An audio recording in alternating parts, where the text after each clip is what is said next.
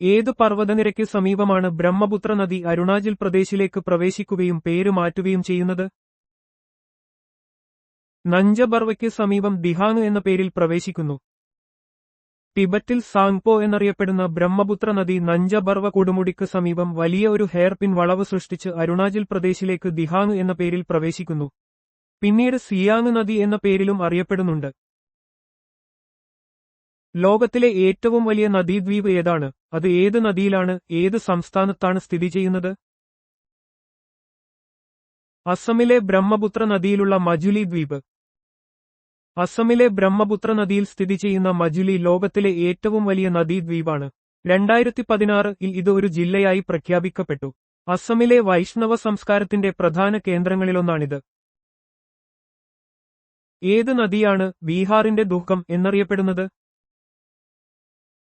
കോസി നദി. കോസി നദി അതിന്റെ ദിശ മാറ്റുന്നതിനും ഇടയ്ക്കിടെയുണ്ടാകുന്ന വെള്ളപ്പൊക്കത്തിനും പേരുകേട്ടതാണ്. ഈ വെള്ളപ്പൊക്കങ്ങൾ ബീഹാറിൽ വലിയ നാശനഷ്ടങ്ങൾ വരുത്തുന്നതിനാൽ ഇത് ബീഹാറിന്റെ ദുഃഖം, സോറോ ഓഫ് ബിഹാർ എന്നറിയപ്പെടുന്നു. ഹരിയാനയിലെ ഏത് നദിയാണ് ഉൾനാടൻ നീർവാർച്ചയ്ക്ക് ഉദാഹരണം? ഗഗ്ഗർ നദി. ഗഗ്ഗർ നദി ഉൾനാടൻ ഡ്രെയിനേജിന് ഇൻലൻഡ് ഡ്രെയിനേജ് ഒരു ഉദാഹരണമാണ്, കാരണം ഇത് സമുദ്രത്തിൽ ചേരാതെ കരയിൽ തന്നെ അപ്രത്യക്ഷമാകുന്നു. ഹിമാചൽ പ്രദേശിലെ സിവാളിക്ക് കുന്നുകളിൽ നിന്ന് ഉത്ഭവിക്കുന്ന ഈ നദി ഹരിയാന, രാജസ്ഥാൻ എന്നിവിടങ്ങളിലൂടെ ഒഴുകുന്നു. ഉപദ്വീപീയ നദികളുടെ ചരിഞ്ഞ ഒഴുക്കിന്റെ സവിശേഷത എന്താണ്? ഇത് ആഴം കുറഞ്ഞതാണ്. ഉപദ്വീപീയ നദികൾ പൊതുവെ ആഴം കുറഞ്ഞതും സ്ഥിരമായ ഒഴുക്കില്ലാത്തതുമാണ്. ഈ നദികൾ മഴയെ ആശ്രയിക്കുന്നതിനാൽ വേനൽക്കാലത്ത് ഇവയുടെ ജലനിരപ്പ് ഗണ്യമായി കുറയാറുണ്ട്. കിഴക്കോട്ടൊഴുകി ബംഗാൾ ഉൾക്കടലിൽ ചേരുന്ന ചില പ്രധാന ഉപദ്വീപീയ നദികൾ ഏതെല്ലാമാണ്? മഹാനദി, ഗോദാവരി, കൃഷ്ണ, കാവേരി. ഗോദാവരി, കൃഷ്ണ, കാവേരി, മഹാനദി എന്നിവ കിഴക്കോട്ടൊഴുകി ബംഗാൾ ഉൾക്കടലിൽ ചേരുന്ന പ്രധാന ഉപദ്വീപീയ നദികളാണ്. ഈ നദികൾ ഡെൽറ്റ രൂപീകരണത്തിന് പ്രസിദ്ധമാണ്, കൂടാതെ ജലസേചനത്തിനും കൃഷിക്കും ഇവ വളരെ പ്രധാനമാണ്. പടിഞ്ഞാറോട്ടൊഴുകി അഴിമുഖങ്ങൾ, എസ്റ്റുവറീസ് രൂപീകരിക്കുന്ന പ്രധാന ഉപദ്വീപീയ നദികൾ ഏതെല്ലാമാണ്? നർമ്മദയും താപിയും തപ്തി. നർമ്മദ, താപി എന്നീ നദികൾ പടിഞ്ഞാറോട്ടൊഴുകി അറബിക്കടലിൽ ചേരുന്നു. ഇവ ഡെൽറ്റകൾക്ക് പകരം അഴിമുഖങ്ങളാണ്, എസ്റ്റുവറീസ് രൂപീകരിക്കുന്നത്. ഈ നദികൾ റിഫ്റ്റ് താഴ്വരകളിലൂടെയാണ് ഒഴുകുന്നത്. ഇന്ത്യയിലെ പ്രധാന നദികളിൽ ഏതൊക്കെയാണ് റിഫ്റ്റ് താഴ്വരകളിലൂടെ ഒഴുകുന്നത്? നർമ്മദയും താപിയും. ഇന്ത്യയിലെ നർമ്മദ, താപി എന്നീ പ്രധാന നദികൾ റിഫ്റ്റ് താഴ്വരകളിലൂടെയാണ്, റിഫ്റ്റ് വാലീസ്, ഒഴുകുന്നത്. ഈ ഭൗമശാസ്ത്രപരമായ സവിശേഷത കാരണം അവ പടിഞ്ഞാറോട്ടൊഴുകി അറബിക്കടലിൽ ചേരുകയും ഡെൽറ്റകൾക്ക് പകരം അഴിമുഖങ്ങൾ രൂപീകരിക്കുകയും ചെയ്യുന്നു. താപ്തി നദി ഏതൊക്കെ സംസ്ഥാനങ്ങളിലൂടെയാണ് ഒഴുകുന്നത്? മഹാരാഷ്ട്ര, മധ്യപ്രദേശ്, ഗുജറാത്ത്. താപ്തി നദി പടിഞ്ഞാറോട്ടൊഴുകുന്ന പ്രധാന നദികളിൽ ഒന്നാണ്. ഇത് സത്പുര മലനിരകളിൽ നിന്ന് ഉത്ഭവിച്ച് അറബിക്കടലിൽ പതിക്കുന്നു. മഹാരാഷ്ട്ര, മധ്യപ്രദേശ്, ഗുജറാത്ത് എന്നീ സംസ്ഥാനങ്ങളിലൂടെയാണ് ഈ നദി കടന്നുപോകുന്നത്. നർമ്മദ നദി എവിടെ നിന്ന് ഉത്ഭവിക്കുന്നു? മൈക്കൽ മലനിരകളിലെ അമർകണ്ടക് കൊടുമുടിയിൽ നിന്ന്. നർമ്മദ നദി മധ്യപ്രദേശിലെ മൈക്കൽ മലനിരകളിലെ അമർകണ്ടക് കൊടുമുടിയിൽ നിന്നാണ് ഉത്ഭവിക്കുന്നത്. ഇത് ഇന്ത്യയിലെ ഏറ്റവും വലിയ പടിഞ്ഞാറോട്ടൊഴുകുന്ന നദിയാണ്. ഈ നദി ഗുജറാത്ത്, മധ്യപ്രദേശ്, മഹാരാഷ്ട്ര എന്നീ സംസ്ഥാനങ്ങളിലൂടെ ഒഴുകുന്നു. ഉപദ്വീപീയ ഇന്ത്യയിൽ പടിഞ്ഞാറോട്ടൊഴുകി അറബിക്കടലിൽ പതിക്കുന്ന ഏറ്റവും വലിയ നദി ഏതാണ്? നർമ്മദ നദി. ഉപദ്വീപീയ ഇന്ത്യയിലെ ഏറ്റവും വലിയ പടിഞ്ഞാറോട്ടൊഴുകുന്ന നദിയാണ് നർമ്മദ. ഈ നദി വിന്ധ്യ, സത്പുര മലനിരകൾക്കിടയിലുള്ള ഒരു ഭ്രംശ താഴ്വരയിലൂടെ ഒഴുകുന്നു. ഗുജറാത്തിലെ ബറൂച്ചിന് സമീപം കമ്പത്ത് ഉൾക്കടലിൽ പതിക്കുന്നു.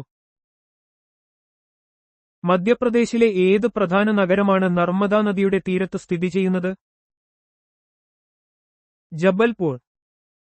മധ്യപ്രദേശിലെ പ്രധാന നഗരങ്ങളിലൊന്നായ ജബൽപൂർ നർമ്മദ നദിയുടെ തീരത്താണ് സ്ഥിതി ചെയ്യുന്നത്. നർമ്മദ നദിയുടെ സാന്നിധ്യം ഈ നഗരത്തിന്റെ ചരിത്രപരവും സാംസ്കാരികവുമായ പ്രാധാന്യം വർദ്ധിപ്പിക്കുന്നു.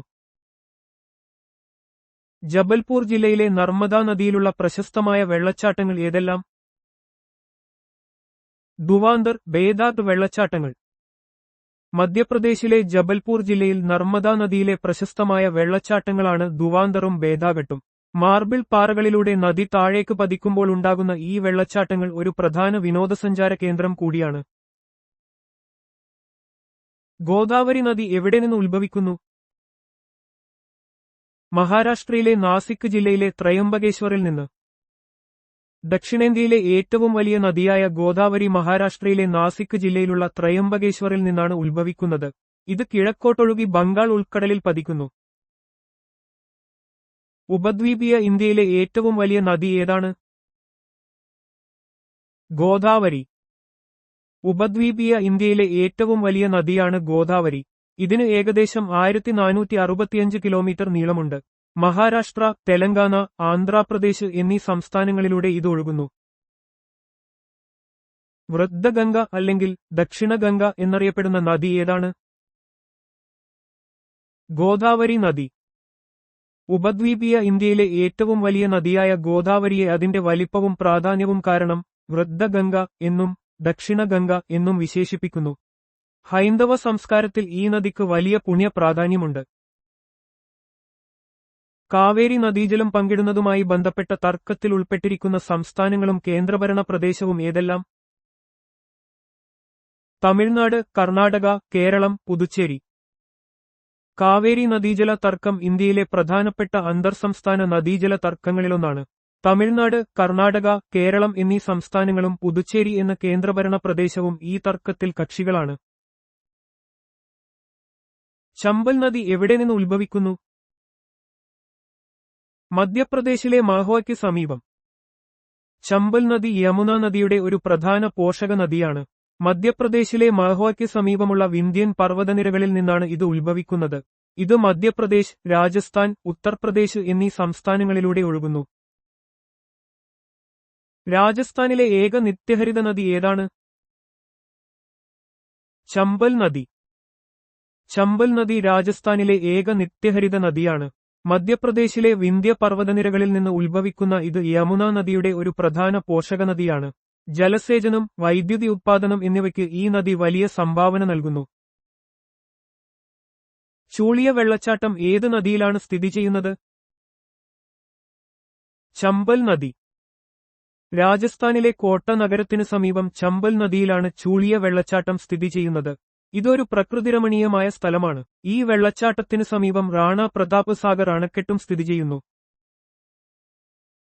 ചമ്പൽ നദിയിലെ പ്രധാന അണക്കെട്ടുകൾ ഏതൊക്കെയാണ്? ഗാന്ധി സാഗർ, മധ്യപ്രദേശ്, റാണ പ്രതാപ് സാഗർ, ജവഹർ സാഗർ, രാജസ്ഥാൻ. ചമ്പൽ നദിയിൽ നിരവധി ജലവൈദ്യുത പദ്ധതികളും ജലസേചന പദ്ധതികളുമുണ്ട്. ഗാന്ധി സാഗർ അണക്കെട്ട് മധ്യപ്രദേശിലും റാണ പ്രതാപ് സാഗർ, ജവഹർ സാഗർ അണക്കെട്ടുകൾ രാജസ്ഥാനിലുമാണ് സ്ഥിതി ചെയ്യുന്നത്. ഈ അണക്കെട്ടുകൾ വൈദ്യുതി ഉത്പാദനത്തിനും ജലസേചനത്തിനും സഹായിക്കുന്നു. ഉജ്ജയിനിലെ മഹാകാലേശ്വർ ക്ഷേത്രം ഏത് നദിയുടെ തീരത്താണ് സ്ഥിതി ചെയ്യുന്നത്?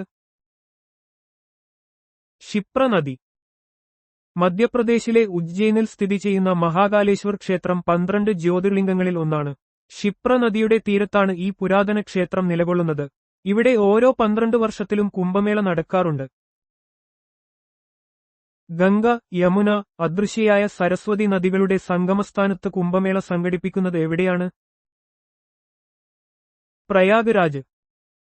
ഉത്തർപ്രദേശിലെ പ്രയാഗ്രാജ്, പഴയ പേര് അലഹബാദ്, ത്രിവേണി സംഗമം എന്നറിയപ്പെടുന്നു. ഇവിടെ ഗംഗ, യമുന, സരസ്വതി എന്നീ നദികൾ സംഗമിക്കുന്നു എന്ന് വിശ്വസിക്കപ്പെടുന്നു. ലോകത്തിലെ ഏറ്റവും വലിയ മതപരമായ ഒത്തുചേരലായ കുംഭമേളയുടെ പ്രധാന വേദികളിൽ ഒന്നാണിത്. ബ്രാഹ്മിണി നദീതടം ഏതൊക്കെ സംസ്ഥാനങ്ങളിലൂടെ വ്യാപിച്ചുകിടക്കുന്നു? ഒഡീഷ, ജാർഖണ്ഡ്, ഛത്തീസ്ഗഡ്. ബ്രാഹ്മിണി നദി കിഴക്കൻ ഇന്ത്യയിലെ ഒരു പ്രധാന നദിയാണ്. ഒഡീഷ, ജാർഖണ്ഡ്, ഛത്തീസ്ഗഡ് എന്നീ സംസ്ഥാനങ്ങളിലൂടെയാണ് ഇതിന്റെ നദീതടം വ്യാപിച്ചുകിടക്കുന്നത്. ഒഡീഷയിലെ റൂർക്കലക്കടുത്തുള്ള ശംഖ്, കോയൽ നദികളുടെ സംഗമസ്ഥാനത്താണ് ഇത് രൂപപ്പെടുന്നത്. കേരളത്തിലെ ഏറ്റവും നീളം കൂടിയ നദി ഏതാണ്? പെരിയാർ നദി. പെരിയാർ നദി കേരളത്തിലെ ഏറ്റവും നീളം കൂടിയ നദിയാണ്. ഇതിന് ഏകദേശം 244 കിലോമീറ്റർ നീളമുണ്ട്. പശ്ചിമഘട്ടത്തിലെ ശിവഗിരി കുന്നുകളിൽ നിന്ന് ഉത്ഭവിക്കുന്ന ഇത് എറണാകുളം, ഇടുക്കി ജില്ലകളിലൂടെ ഒഴുകുന്നു. കേരളത്തിന്റെ ജീവരേഖ എന്നും പെരിയാർ അറിയപ്പെടുന്നു. ഉപദ്വീപീയ ഇന്ത്യയിലെ പ്രധാന നദീതടങ്ങൾ ഏതൊക്കെയാണ്? നർമ്മദ, താപ്തി, മഹാനദി, കൃഷ്ണ, കാവേരി, ഗോദാവരി. ഉപദ്വീപീയ ഇന്ത്യയിലെ പ്രധാന നദികളാണ് നർമ്മദ, താപ്തി, മഹാനദി, കൃഷ്ണ, കാവേരി, ഗോദാവരി എന്നിവ. ഇവയിൽ നർമ്മദയും താപ്തിയും പടിഞ്ഞാറോട്ടും ബാക്കിയുള്ളവ കിഴക്കോട്ടും ഒഴുകുന്നു. ഈ നദികൾ തെക്കേ ഇന്ത്യയിലെ കാർഷിക, സാമ്പത്തിക മേഖലകളിൽ നിർണായക പങ്ക് വഹിക്കുന്നു. എസ്കേഴ്സ് എന്നാൽ എന്താണ്, അവ എങ്ങനെയാണ് രൂപപ്പെടുന്നത്? എസ്കേർസ് എന്നത് മഞ്ഞുമലകൾക്കുള്ളിലൂടെയോ അതിനടിയിലൂടെയോ അല്ലെങ്കിൽ മുകളിലൂടെയുള്ള ചാലുകളിലൂടെയോ ഒഴുകുന്ന മഞ്ഞുരുകിയ ജലം നിക്ഷേപിക്കുന്ന മണലും ചരലും ചേർന്ന വളഞ്ഞ വരമ്പുകളാണ്. എസ്കേർസ് എന്നത് ഹിമാനിയുണ്ടാക്കുന്ന ഒരു പ്രത്യേകതരം ഭൂരൂപമാണ്. മഞ്ഞുരുകിയ വെള്ളം ഹിമാനിക്കുള്ളിലെ തുരങ്കങ്ങളിലൂടെയോ അടിയിലുള്ള ചാലുകളിലൂടെയോ ഒഴുകുമ്പോൾ മണലും ചരലും അടിഞ്ഞുകൂടി നീണ്ട, വളഞ്ഞ വരമ്പുകളായി മാറുന്നു. ഹിമാനി മാറുമ്പോൾ ഈ വരമ്പുകൾ അവശേഷിക്കുന്നു. ഷിംഷ നദി എവിടെ നിന്ന് ഉത്ഭവിക്കുകയും ഏത് നദിയിലേക്ക് ചേരുകയും ചെയ്യുന്നു? കർണാടകയിലെ തുംകൂർ ജില്ലയിലെ ദേവരായനദുർഗ കുന്നിൽ നിന്ന് ഉത്ഭവിച്ച് കാവേരി നദിയിൽ ചേരുന്നു. കർണാടകയിലെ കാവേരി നദിയുടെ ഒരു പ്രധാന പോഷകനദിയാണ് ഷിംഷ. തുംകൂർ ജില്ലയിലെ ദേവരായനദുർഗ കുന്നുകളിൽ നിന്ന് ഉത്ഭവിക്കുന്ന ഈ നദി മാണ്ഡ്യ ജില്ലയിലൂടെ ഒഴുകി കാവേരി നദിയിൽ ചേരുന്നു. ഈ നദി ജലസേചനത്തിനും പ്രാദേശിക ആവശ്യങ്ങൾക്കും ഉപയോഗിക്കപ്പെടുന്നു. ഗാഗ്ര നദി എവിടെ നിന്ന് ഉത്ഭവിക്കുന്നു? മാപ്ചാചുങ്കോയിലെ ഹിമാനിയിൽ നിന്ന്. ഗാഗ്ര നദി കർണാലി എന്നും അറിയപ്പെടുന്നു. ടിബറ്റിലെ മാപ്ചാചുങ്കോ ഹിമാനിയിൽ നിന്നാണ് ഉത്ഭവിക്കുന്നത്. ഇത് ഗംഗാനദിയുടെ ഒരു പ്രധാന പോഷകനദിയാണ്, പ്രധാനമായും നേപ്പാളിലൂടെയും ഇന്ത്യയിലൂടെയും ഒഴുകുന്നു. പുതുച്ചേരിയിലെ യാനം എൻക്ലേവിലൂടെ ഒഴുകുന്ന ഗോദാവരി നദിയുടെ പോഷകനദി ഏതാണ്? ഗൗതമി. ഗോദാവരി നദിയുടെ ഒരു പ്രധാന ശാഖയാണ് ഗൗതമി. ഇത് ആന്ധ്രാപ്രദേശിലെ പുതുച്ചേരിയുടെ ഭാഗമായ യാനം എൻക്ലേവിലൂടെ ഒഴുകുന്നു. ഗോദാവരി നദി ബംഗാൾ ഉൾക്കടലിലേക്ക് പതിക്കുന്നതിനു മുൻപ് നിരവധി ശാഖകളായി പിരിയുന്നു. അതിൽ ഒന്നാണ് ഗൗതമി. ഗോദാവരി നദിയുടെ ചില പ്രധാന പോഷകനദികൾ ഏവയാണ്? മഞ്ചീര, പൂർണ, പ്രവാര, പെങ്കങ്ക, വാർധ, പ്രാണഹിത എന്നിവ. ഗോദാവരി നദിയുടെ പ്രധാന പോഷകനദികളാണ് മഞ്ചീര, പൂർണ, പ്രവാര, പെങ്കങ്ക, വാർധ, പ്രാണഹിത എന്നിവ. ഈ നദികൾ ചേർന്ന് ഗോദാവരി നദീതട വ്യവസ്ഥയെ സമ്പന്നമാക്കുകയും ഇന്ത്യൻ ഉപഭൂഖണ്ഡത്തിലെ വലിയൊരു ഭാഗത്തിന് ജലസേചനം നൽകുകയും ചെയ്യുന്നു. രവി നദിയുടെ നീളം എത്രയാണ്? ഇത് ഇന്ത്യയിലെ ഏതൊക്കെ സംസ്ഥാനങ്ങളിലൂടെയാണ് ഒഴുകുന്നത്? ഇതിന് 720 കിലോമീറ്റർ നീളമുണ്ട്. ഹിമാചൽ പ്രദേശ്, പഞ്ചാബ് എന്നീ ഇന്ത്യൻ സംസ്ഥാനങ്ങളിലൂടെ ഇത് ഒഴുകുന്നു. രവി നദി ഹിമാചൽ പ്രദേശിലെ കുളു കുന്നുകളിൽ നിന്ന് ഉത്ഭവിച്ച് ഇന്ത്യയിലെ ഹിമാചൽ പ്രദേശ്, പഞ്ചാബ് എന്നീ സംസ്ഥാനങ്ങളിലൂടെയും പാകിസ്ഥാനിലൂടെയും ഒഴുകുന്നു. സിന്ധു നദീതട വ്യവസ്ഥയിലെ ഒരു പ്രധാന നദിയാണിത്. ഏകദേശം 720 കിലോമീറ്റർ നീളമുണ്ട്. ചമ്പ ജില്ലയിലെ ഏറ്റവും വലിയ ഉപസൂക്ഷ്മ പ്രദേശം രൂപീകരിക്കുകയും ഇന്ത്യ-പാക് അതിർത്തിയിലൂടെ ഒഴുകി ചിനാബിൽ ചേരുകയും ചെയ്യുന്ന നദി ഏതാണ്? രവി നദി. ഹിമാചൽ പ്രദേശിലെ ചമ്പ ജില്ലയുടെ പ്രധാന ഭൂമിശാസ്ത്രപരമായ സവിശേഷതയാണ് രവി നദി. ഇത് ഇന്ത്യ-പാകിസ്ഥാൻ അതിർത്തിയുടെ ഒരു ഭാഗത്തിലൂടെ ഒഴുകുകയും പിന്നീട് ചിനാബ് നദിയിൽ ചേരുകയും ചെയ്യുന്നു. താപ്തി നദിയുടെ വലതുകരയിലെ ചില പോഷകനദികൾ ഏവയാണ്? വാക്കി, ഗോമായി, അരുണാവതി, അനർ എന്നിവ. താപ്തി നദി മധ്യപ്രദേശിൽ ഉത്ഭവിച്ച് പടിഞ്ഞാറോട്ടൊഴുകി അറബിക്കടലിൽ പതിക്കുന്നു. താപ്തി നദിയുടെ പ്രധാന വലതുകര പോഷകനദികളാണ് വാക്കി, ഗോമായി, അരുണാവതി, അനർ എന്നിവ. താപ്തി നദിയുടെ ഇടതുകരയിലെ ചില പോഷകനദികൾ ഏവയാണ്? നേസു, അരുണാവതി, ബുറേ, പാഞ്ചര, ബോറി, ഗിർണ എന്നിവ. പടിഞ്ഞാറോട്ടൊഴുകുന്ന പ്രധാന നദികളിൽ ഒന്നാണ് താപ്തി. ഇതിന്റെ ഇടതുകര പോഷകനദികളിൽ പ്രധാനപ്പെട്ടവയാണ് നേസു, ബുറേ, പാഞ്ചര, ബോറി, ഗിർണ എന്നിവ. ഈ നദികൾ താപ്തി നദീതട വ്യവസ്ഥയുടെ ഭാഗമാണ്. കസൗളി എന്ന ഹിൽ സ്റ്റേഷൻ ഇന്ത്യയിലെ ഏത് സംസ്ഥാനത്താണ് സ്ഥിതി ചെയ്യുന്നത്? ഹിമാചൽ പ്രദേശ്. ഹിമാചൽ പ്രദേശിലെ സോളൻ ജില്ലയിൽ സ്ഥിതി ചെയ്യുന്ന കസൗളി ബ്രിട്ടീഷ് ഭരണകാലത്ത് സ്ഥാപിക്കപ്പെട്ട ഒരു ചെറിയ കന്റോൺമെന്റ് നഗരമാണ്. സമുദ്രനിരപ്പിൽ നിന്ന് ഏകദേശം 1800 മീറ്റർ ഉയരത്തിലുള്ള ഈ സ്ഥലം ശാന്തമായ കാലാവസ്ഥയ്ക്കും പൈതൃക കെട്ടിടങ്ങൾക്കും പേരുകേട്ടതാണ്. ഊട്ടി എന്ന പ്രശസ്തമായ ഹിൽ സ്റ്റേഷൻ ഇന്ത്യയിലെ ഏത് സംസ്ഥാനത്താണ് സ്ഥിതി ചെയ്യുന്നത്? തമിഴ്നാട്. കുന്നുകളുടെ രാജ്ഞി എന്ന് വിളിപ്പേരുള്ള ഊട്ടി തമിഴ്നാട്ടിലെ നീലഗിരി ജില്ലയിലാണ് സ്ഥിതി ചെയ്യുന്നത്.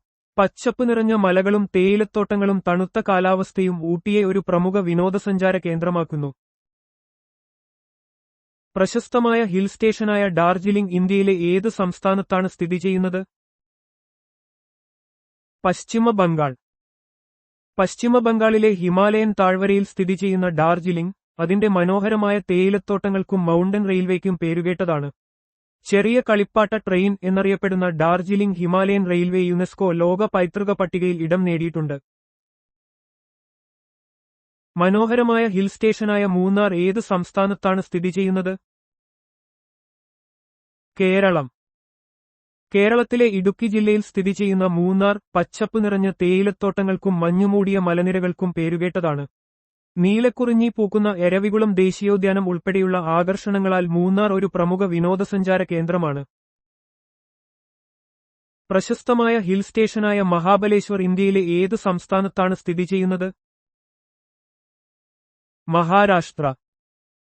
മഹാരാഷ്ട്രയിലെ സത്താറ ജില്ലയിൽ സ്ഥിതി ചെയ്യുന്ന മഹാബലേശ്വർ പശ്ചിമഘട്ടത്തിലെ ഒരു പ്രമുഖ ഹിൽ സ്റ്റേഷനാണ്. സ്ട്രോബെറി കൃഷിക്ക് പേരുകേട്ട ഈ സ്ഥലം അതിന്റെ മനോഹരമായ കാഴ്ചാ പോയിന്റുകൾക്കും പഴത്തോട്ടങ്ങൾക്കും പ്രസിദ്ധമാണ്. ഇന്ത്യയിൽ ഏറ്റവും വലിയ ധാതുവിഭവ ശേഖരമുള്ള പ്രദേശമായി അറിയപ്പെടുന്നത് ഏതാണ്? ഛോട്ടാ നാഗ്പൂർ പീഠഭൂമി, ദണ്ഡകാരണ്യ, ഒഡീഷ പീഠഭൂമി എന്നിവ ഉൾപ്പെടുന്ന ഇന്ത്യയുടെ തെക്ക് കിഴക്കൻ പ്രദേശം. ഇന്ത്യയുടെ തെക്ക് കിഴക്കൻ മേഖല, പ്രത്യേകിച്ച് ഛോട്ടാ നാഗ്പൂർ പീഠഭൂമി, ധാതുവിഭവങ്ങളാൽ സമ്പന്നമാണ്. കൽക്കരി, ഇരുമ്പയിര്, ബോക്സൈറ്റ്, മൈക്ക തുടങ്ങിയ അനേകം ധാതുക്കൾ ഈ പ്രദേശങ്ങളിൽ കാണപ്പെടുന്നു. ഇത് ഇന്ത്യയുടെ വ്യാവസായിക വളർച്ചയ്ക്ക് അത്യന്താപേക്ഷിതമാണ്. മേട്ടൂർ അണക്കെട്ട് ഏത് നദിക്ക് കുറുകെ ഏത് ജില്ലയിലും സംസ്ഥാനത്തുമാണ് സ്ഥിതി ചെയ്യുന്നത്? കാവേരി നദി, സേലം ജില്ല, തമിഴ്നാട്. തമിഴ്നാട്ടിലെ സേലം ജില്ലയിൽ കാവേരി നദിക്ക് കുറുകെ നിർമ്മിച്ചിരിക്കുന്ന മേട്ടൂർ അണക്കെട്ട് ഒരു പ്രധാന ജലവൈദ്യുത പദ്ധതിയും കാർഷിക ആവശ്യങ്ങൾക്കുള്ള ജലസ്രോതസ്സുമാണ്. ഇത് സംസ്ഥാനത്തെ ഏറ്റവും വലിയ അണക്കെട്ടുകളിൽ ഒന്നാണ്. സാമ്പത്തിക പ്രാധാന്യത്തിന്റെ പശ്ചാത്തലത്തിൽ ധാതുവിനെ എങ്ങനെ നിർവചിക്കാം? ഖനനത്തിലൂടെ ലഭിക്കുന്നതും സാമ്പത്തിക പ്രാധാന്യമുള്ളതുമായ ഒരു പ്രകൃതിദത്ത പദാർത്ഥം.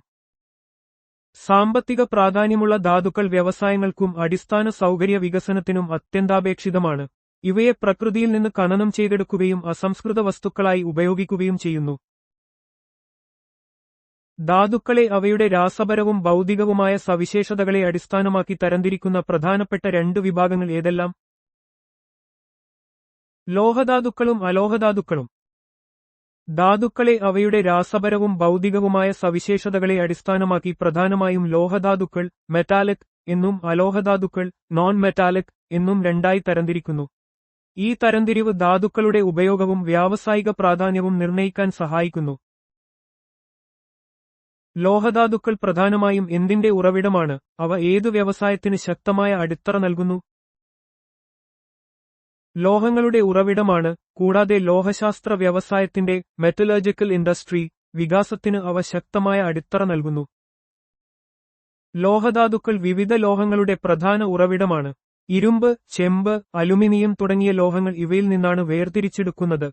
ഈ ധാതുക്കൾ ലോഹശാസ്ത്ര വ്യവസായത്തിന്റെ മെറ്റലർജിക്കൽ ഇൻഡസ്ട്രി വളർച്ചയ്ക്ക് അത്യന്താപേക്ഷിതമായ അടിത്തറ നൽകുന്നു. ഇന്ത്യയിലെ ഹെമറ്റൈറ്റ് അയിരിന്റെ ഏകദേശം 96% ശേഖരവും ഏത് സംസ്ഥാനങ്ങളിലാണ് കാണപ്പെടുന്നത്? ഒഡീഷ, ജാർഖണ്ഡ്, ഛത്തീസ്ഗഡ്, കർണാടക, ഗോവ. ഇരുമ്പിന്റെ ഒരു പ്രധാന അയിരായ ഹെമറ്റൈറ്റിന്റെ ഉൽപ്പാദനത്തിലും ശേഖരത്തിലും ഇന്ത്യ ലോകത്ത് മുന്നിട്ട് നിൽക്കുന്നു. ഒഡീഷ, ജാർഖണ്ഡ്, ഛത്തീസ്ഗഡ്, കർണാടക, ഗോവ എന്നീ സംസ്ഥാനങ്ങളിലാണ് ഇന്ത്യയിലെ ഹെമറ്റൈറ്റ് ശേഖരത്തിന്റെ 96% കേന്ദ്രീകരിച്ചിരിക്കുന്നത്. ഇത് രാജ്യത്തിന്റെ ഇരുമ്പ് വ്യവസായത്തിന് വലിയ മുതൽക്കൂട്ടാണ്. നോൺ ഫെറസ് ധാതുക്കൾ, നോൺ ഫെറസ് മിനറൽസ് എന്നതുകൊണ്ട് എന്താണ് അർത്ഥമാക്കുന്നത്? ഇരുമ്പ് അടങ്ങിയിട്ടില്ലാത്ത ധാതുക്കളാണ് നോൺ ഫെറസ് ധാതുക്കൾ. നോൺ ഫെറസ് ധാതുക്കൾ എന്നത് ഇരുമ്പ് അംശമില്ലാത്ത ലോഹധാതുക്കളെയാണ് സൂചിപ്പിക്കുന്നത്. ചെമ്പ്, ബോക്സൈറ്റ്, സ്വർണം, വെള്ളി എന്നിവ നോൺ ഫെറസ് ധാതുക്കൾക്ക് ഉദാഹരണങ്ങളാണ്. ഈ ധാതുക്കൾക്ക് അവയുടെ തനതായ ഉപയോഗങ്ങളും വ്യാവസായിക പ്രാധാന്യവുമുണ്ട്. നോൺ ഫെറസ് ലോഹധാതുക്കളുടെ കാര്യത്തിൽ ഇന്ത്യയുടെ സ്ഥിതി എന്താണ്? ഒരു പ്രധാന അപവാദം ഏതാണ്? നോൺ ഫെറസ് ലോഹധാതുക്കളുടെ കാര്യത്തിൽ ഇന്ത്യയ്ക്ക് വലിയ സമ്പത്തൊന്നുമില്ല, എന്നാൽ ബോക്സൈറ്റ് ഇതിന് ഒരു പ്രധാന അപവാദമാണ്.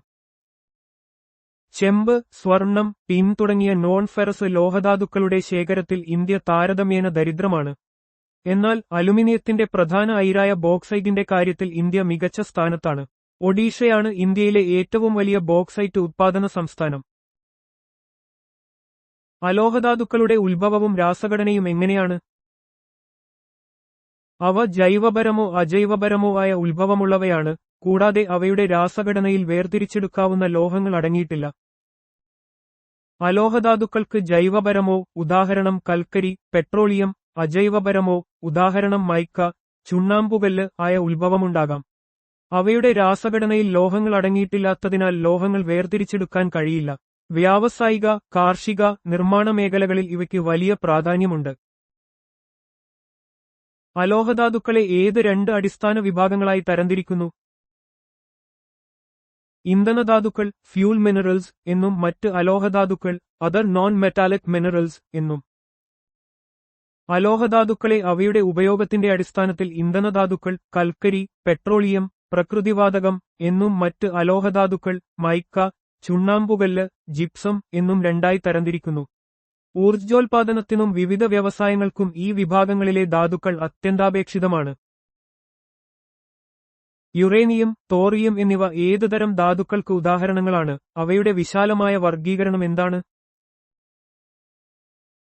ആണവോർജ്ജ ധാതുക്കൾ, അറ്റോമിക് പവർ മിനറൽസ്, ഇവ അലോഹധാതുക്കളുടെ വിഭാഗത്തിൽപ്പെടുന്നു. യുറേനിയം, തോറിയം എന്നിവ ആണവോർജ്ജ ഉത്പാദനത്തിന് ഉപയോഗിക്കുന്ന അണുശക്തി ധാതുക്കളാണ്. ഈ ധാതുക്കൾ അലോഹധാതുക്കളുടെ നോൺ മെറ്റാലിക് മിനറൽസ് വിഭാഗത്തിൽ ഉൾപ്പെടുന്നു. ഇന്ത്യയിൽ തോറിയം ധാരാളമായി കാണപ്പെടുന്നു, പ്രത്യേകിച്ച് കേരളത്തിലെ തീരദേശ മണലുകളിൽ മോണസൈറ്റ് രൂപത്തിൽ.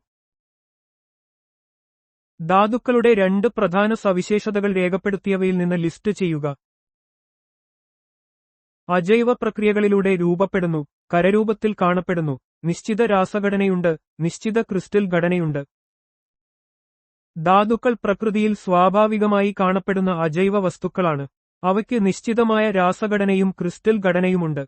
ഭൂമിശാസ്ത്രപരമായ പ്രക്രിയകളിലൂടെ രൂപപ്പെടുന്ന ഇവയുടെ ഭൗതികവും രാസപരവുമായ സവിശേഷതകൾ തിരിച്ചറിയാൻ ഈ ഘടന സഹായിക്കുന്നു. ഇന്ത്യയിലെ ഏത് ഭൗമശാസ്ത്രപരമായ വ്യവസ്ഥകളിലാണ് ചെമ്പ്, ലെഡ്, സിങ്ക് തുടങ്ങിയ പ്രധാന ലോഹധാതുക്കളുടെ ശേഖരം കാണപ്പെടുന്നത്? Dharwad, കഡപ്പ system, ഡവോർ and കദപ്പ system. ഇന്ത്യയിലെ ഏറ്റവും പഴക്കമുള്ള പാറക്കെട്ടുകളിൽ ഒന്നായ ധാർവാർ, കഡപ്പ സിസ്റ്റങ്ങൾ പ്രധാന ലോഹധാതുക്കളുടെ വലിയൊരു ശേഖരം ഉൾക്കൊള്ളുന്നു. ചെമ്പ്, ലെഡ്, സിങ്ക്, ഇരുമ്പ് എന്നിവയുടെ നിക്ഷേപങ്ങൾ ഈ സിസ്റ്റങ്ങളിൽ സാധാരണയായി കാണപ്പെടുന്നു. ഇത് ഇന്ത്യയുടെ ധാതു സമ്പത്തിന് വലിയ സംഭാവന നൽകുന്നു. ഇന്ത്യയിലെ ഏത് ഭൗമശാസ്ത്ര സംവിധാനമാണ് ചുണ്ണാമ്പുകല്ല്, ഡോലോമൈറ്റ്, ജിപ്സം തുടങ്ങിയ പ്രധാന ലോഹേതര ധാതുക്കൾക്ക് പേരുകേട്ടത്? വിന്ധ്യൻ സിസ്റ്റം.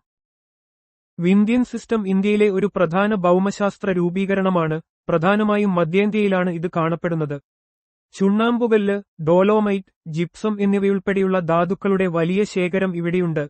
ഇത് നിർമ്മാണ വ്യവസായത്തിനും മറ്റു വ്യാവസായിക ആവശ്യങ്ങൾക്കും വളരെ പ്രധാനമാണ്. DNA വികസിപ്പിക്കുക. ഡിയോക്സിറൈബോന്യൂക്ലിക് ആസിഡ്. ഡിയോക്സിറൈബോന്യൂക്ലിക് ആസിഡ്, DNA എന്നത് എല്ലാ അറിയപ്പെടുന്ന ജീവികളുടെയും വൈറസുകളുടെയും വളർച്ചയ്ക്കും വികാസത്തിനും പ്രവർത്തനത്തിനും പ്രത്യുൽപാദനത്തിനും ആവശ്യമായ ജനിതക നിർദ്ദേശങ്ങൾ അടങ്ങിയ ഒരു തന്മാത്രയാണ്.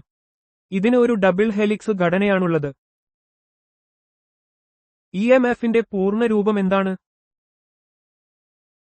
Electromotive force. Electromotive force EMF എന്നത് ഒരു സർക്യൂട്ടിലൂടെയുള്ള ഇലക്ട്രോണുകളുടെ പ്രവാഹത്തിന് കാരണമാകുന്ന ഊർജ്ജത്തെ സൂചിപ്പിക്കുന്നു. ഇത് വോൾട്ടേജുമായി ബന്ധപ്പെട്ട ഒരു അളവാണ്. ഒരു സർക്യൂട്ടിൽ വൈദ്യുതധാര ഉണ്ടാക്കാൻ കഴിയുന്ന ഏതൊരു ഊർജ്ജ സ്രോതസ്സിനും ബാറ്ററി, ജനറേറ്റർ, EMF ഉണ്ട്. FBTR വികസിപ്പിക്കുക. Fast breeder test reactor. FBTR fast breeder test reactor എന്നത് ഇന്ധനമായി ഉപയോഗിച്ചതിനേക്കാൾ കൂടുതൽ ഫിസ്സൈൽ പദാർത്ഥങ്ങൾ ഉത്പാദിപ്പിക്കുന്ന ഒരു ആണവ റിയാക്ടറാണ്. ഭാവിയിലെ ഊർജ്ജ ആവശ്യങ്ങൾക്കായി ആണവോർജ്ജം വികസിപ്പിക്കുന്നതിൽ ഇത് പ്രധാന പങ്ക് വഹിക്കുന്നു. കൽപ്പാക്കത്താണ് ഇത് സ്ഥിതി ചെയ്യുന്നത്. ICU എന്നാൽ എന്താണ്? Intensive care unit. ICU intensive care unit എന്നത് ഗുരുതരാവസ്ഥയിലുള്ള രോഗികൾക്ക് തീവ്ര പരിചരണം നൽകുന്ന ആശുപത്രിയിലെ ഒരു പ്രത്യേക വിഭാഗമാണ്. ഇവിടെ രോഗികളുടെ ജീവൻ നിലനിർത്തുന്നതിനും ആരോഗ്യനില നിരീക്ഷിക്കുന്നതിനും അത്യാധുനിക ഉപകരണങ്ങളും വിദഗ്ധരായ ആരോഗ്യ പ്രവർത്തകരും ഉണ്ടാകും. ലേസറിന്റെ പൂർണ്ണരൂപം എന്താണ്? Light amplification by stimulated emission of radiation. Laser എന്നത് ഊർജ്ജം ഉത്തേജിപ്പിക്കപ്പെട്ട വികിരണം വഴി പ്രകാശത്തെ വർദ്ധിപ്പിക്കുന്ന സാങ്കേതികവിദ്യയാണ്. മെഡിക്കൽ, വ്യാവസായിക, ശാസ്ത്രീയ മേഖലകളിലും വാർത്താവിനിമയത്തിലും ഇതിന് വലിയ പ്രാധാന്യമുണ്ട്. LCD വികസിപ്പിക്കുക. Liquid crystal display. LCD എന്നത് ലിക്വിഡ് ക്രിസ്റ്റൽ ഡിസ്പ്ലേ എന്നതിന്റെ ചുരുക്കെഴുത്താണ്. കമ്പ്യൂട്ടർ മോണിറ്ററുകൾ, ടെലിവിഷനുകൾ, മൊബൈൽ ഫോണുകൾ തുടങ്ങിയ ഡിജിറ്റൽ ഡിസ്പ്ലേ ഉപകരണങ്ങളിൽ വ്യാപകമായി ഉപയോഗിക്കുന്ന ഒരു ഡിസ്പ്ലേ സാങ്കേതികവിദ്യയാണിത്. LED എന്നാൽ എന്താണ്? Light emitting diode. LED എന്നാൽ ലൈറ്റ് എമിറ്റിംഗ് ഡയോഡാണ്. ഇത് വൈദ്യുതോർജ്ജം ഉപയോഗിച്ച് പ്രകാശം പുറത്തുവിടുന്ന ഒരു അർദ്ധചാലക ഉപകരണമാണ്. ഊർജ്ജക്ഷമതയും ദീർഘായുസ്സും ഉള്ളതിനാൽ ലൈറ്റിംഗ്, ഡിസ്പ്ലേ ആപ്ലിക്കേഷനുകളിൽ ഇത് വ്യാപകമായി ഉപയോഗിക്കുന്നു. LNGയുടെ പൂർണ്ണരൂപം എന്താണ്? Liquefied natural gas. LNG എന്നത് ലിക്വിഫൈഡ് നാച്ചുറൽ ഗ്യാസ് ആണ്. പ്രകൃതിവാതകത്തെ തണുപ്പിച്ച് ദ്രാവകരൂപത്തിലാക്കി സൂക്ഷിക്കുന്നതാണിത്. ഇത് സംഭരണവും ഗതാഗതവും എളുപ്പമാക്കുന്നു, പ്രത്യേകിച്ച് ദൂരയാത്രകൾക്ക്. ലോറാൻ വികസിപ്പിക്കുക. Long range navigation. ലോറാൻ എന്നത് ദീർഘദൂര നാവിഗേഷനുള്ള ഒരു റേഡിയോ നാവിഗേഷൻ സിസ്റ്റമാണ്. കപ്പലുകൾക്കും വിമാനങ്ങൾക്കും കൃത്യമായ സ്ഥാനം നിർണ്ണയിക്കാൻ ഇത് സഹായിക്കുന്നു. നിലവിൽ GPS പോലുള്ള ആധുനിക സംവിധാനങ്ങൾ ഇത് മാറ്റിസ്ഥാപിച്ചു. LPG എന്നാൽ എന്താണ്? Liquefied petroleum gas. LPG എന്നത് ലിക്വിഫൈഡ് പെട്രോളിയം ഗ്യാസ് ആണ്. പാചകത്തിനും വാഹനങ്ങൾക്കും ഇന്ധനമായി ഉപയോഗിക്കുന്ന ഇത് പ്രൊപ്പൈൻ, ബ്യൂട്ടൈൻ വാതകങ്ങളുടെ മിശ്രിതമാണ്. ഇത് എളുപ്പത്തിൽ സംഭരിക്കാനും ഗതാഗതം ചെയ്യാനും സാധിക്കും. മേസ എന്നാൽ എന്താണ്? Microwave amplification by stimulated emission of radiation. Maser എന്നത് ഉത്തേജിപ്പിക്കപ്പെട്ട വികിരണം വഴി മൈക്രോവേവ് തരംഗങ്ങളെ വർദ്ധിപ്പിക്കുന്ന സാങ്കേതികവിദ്യയാണ്. ലേസർ കണ്ടുപിടിക്കുന്നതിനു മുൻപ് ഇത് വികസിപ്പിക്കപ്പെട്ടതാണ്. അസ്ട്രോണമി, ആറ്റോമിക് ക്ലോക്കുകൾ തുടങ്ങിയ മേഖലകളിൽ ഇത് ഉപയോഗിക്കുന്നു. PVC എന്നാൽ എന്താണ്? Polyvinyl chloride. PVC എന്നത് പോളിവിനൈൽ ക്ലോറൈഡ് എന്നതിന്റെ ചുരുക്കെഴുത്താണ്. ഇത് സാധാരണയായി ഉപയോഗിക്കുന്ന ഒരു തെർമോപ്ലാസ്റ്റിക് പോളിമറാണ്. പൈപ്പുകൾ, ഫ്ലോറിംഗ്, ഇലക്ട്രിക്കൽ കേബിളുകൾ, വസ്ത്രങ്ങൾ എന്നിവ നിർമ്മിക്കാൻ ഇത് ഉപയോഗിക്കുന്നു. റേഡ എന്നതിന്റെ പൂർണ്ണരൂപം എന്ത്? Radio detection and ranging. Radar എന്നത് റേഡിയോ തരംഗങ്ങൾ ഉപയോഗിച്ച് വസ്തുക്കളുടെ ദൂരം, വേഗത, ദിശ എന്നിവ കണ്ടെത്താൻ സഹായിക്കുന്ന ഒരു സാങ്കേതികവിദ്യയാണ്. ഇത് പ്രധാനമായും വ്യോമയാന, സമുദ്രയാന മേഖലകളിലും കാലാവസ്ഥാ പ്രവചനത്തിലും ഉപയോഗിക്കുന്നു. RNA എന്നതിന്റെ പൂർണ്ണരൂപം എന്ത്? Ribose nucleic acid. RNA അല്ലെങ്കിൽ റൈബോസ് ന്യൂക്ലിയിക് ആസിഡ് ജീവകോശങ്ങളിൽ കാണുന്ന ഒരു പ്രധാന ജനിതക തന്മാത്രയാണ്. DNAയിൽ നിന്ന് ജനിതക വിവരങ്ങൾ പ്രോട്ടീൻ നിർമ്മാണ കേന്ദ്രങ്ങളിലേക്ക് എത്തിക്കുന്നതിൽ ഇത് പ്രധാന പങ്ക് വഹിക്കുന്നു. SARS എന്നതിന്റെ പൂർണ്ണരൂപം എന്ത്? Xavier acute respiratory syndrome. SARS എന്നത് സെവിയർ അക്യൂട്ട് റെസ്പിറേറ്ററി സിൻഡ്രോം എന്നതിന്റെ ചുരുക്കപ്പേരാണ്. കൊറോണ വൈറസ് മൂലമുണ്ടാകുന്ന ഒരു തരം ഗുരുതരമായ ശ്വാസകോശ രോഗമാണിത്. 2002 മുതൽ 2003 വരെ കാലഘട്ടത്തിൽ ഇത് ഒരു ആഗോള പകർച്ചവ്യാധിക്ക് കാരണമായി.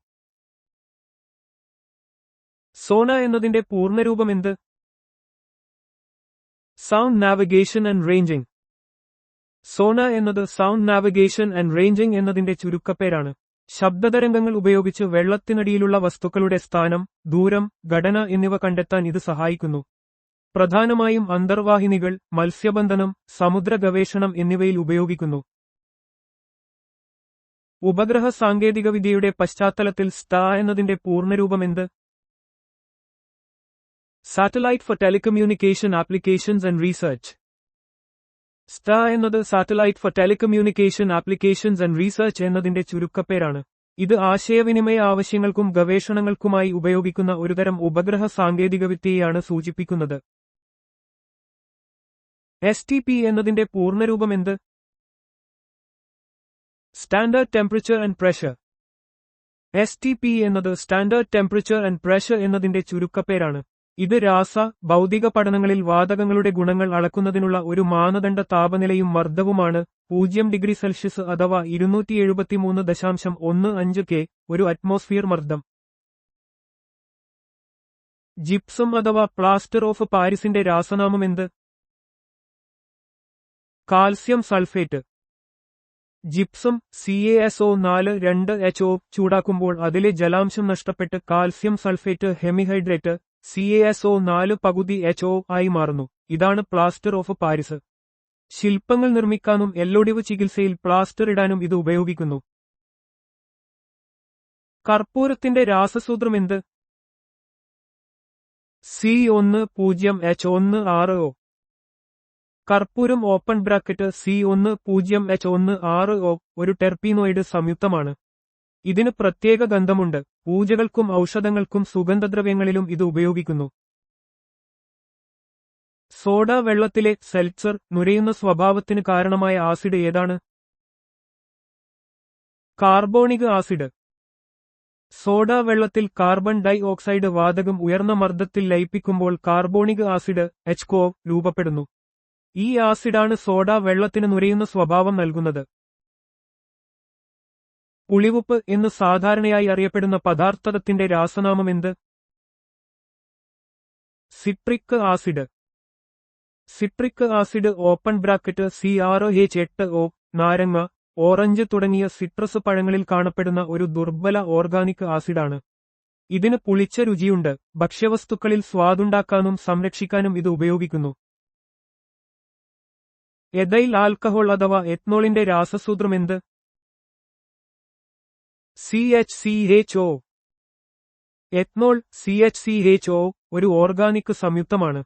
മദ്യപാനീയങ്ങളിൽ പ്രധാന ഘടകമായും ഇന്ധനമായും ലായകമായും ഇത് ഉപയോഗിക്കുന്നു. ഫ്രൂട്ട് ഷുഗർ എന്ന് സാധാരണയായി അറിയപ്പെടുന്ന മോണോസാക്കറൈഡ് ഏതാണ്? ഫ്രക്ടോസ്. ഫ്രക്ടോസ് ഒരു മോണോസാക്കറൈഡ് ആണ്. ഇത് പഴങ്ങളിലും തേനിലുമെല്ലാം സ്വാഭാവികമായി കാണപ്പെടുന്നു. ഇത് മനുഷ്യ ശരീരത്തിലെ ഏറ്റവും മധുരമുള്ള പ്രകൃതിദത്ത പഞ്ചസാരയായി കണക്കാക്കപ്പെടുന്നു. ഡെക്സ്ട്രോസ് എന്നും അറിയപ്പെടുന്ന അല്ലെങ്കിൽ കോൺ സിറപ്പിന്റെ പ്രധാന ഘടകമായ പഞ്ചസാര ഏതാണ്? Glucose. Glucose open bracket CRH12O ഒരു മോണോസാക്കറൈഡ് ആണ്. ഇതിനെ ഡെക്സ്ട്രോസ് എന്നും വിളിക്കുന്നു. ഇത് ജീവികളുടെ ഊർജ്ജത്തിന്റെ പ്രധാന ഉറവാണ്. സസ്യങ്ങളിൽ പ്രകാശ സംശ്ലേഷണത്തിലൂടെയും മനുഷ്യരിൽ ഭക്ഷണത്തിലൂടെയും ഇത് ലഭിക്കുന്നു. ഗ്ലിസറിൻ അഥവാ ഗ്ലിസറോളിന്റെ രാസനാമമെന്ത്? പ്രൊപ്പേൻട്രയോൾ. ഗ്ലിസറോൾ ഓപ്പൺ ബ്രാക്കറ്റ് C3H8O ഒരു പഞ്ചസാര ആൽക്കഹോളാണ്. ഇതിനെ പ്രൊപ്പേൻട്രിയോൾ എന്നും അറിയപ്പെടുന്നു. ഇത് പല ലിപിഡുകളുടെയും ഘടകമാണ്. സൗന്ദര്യവർദ്ധക ഉൽപ്പന്നങ്ങളിലും ഔഷധങ്ങളിലും ഇത് വ്യാപകമായി ഉപയോഗിക്കുന്നു.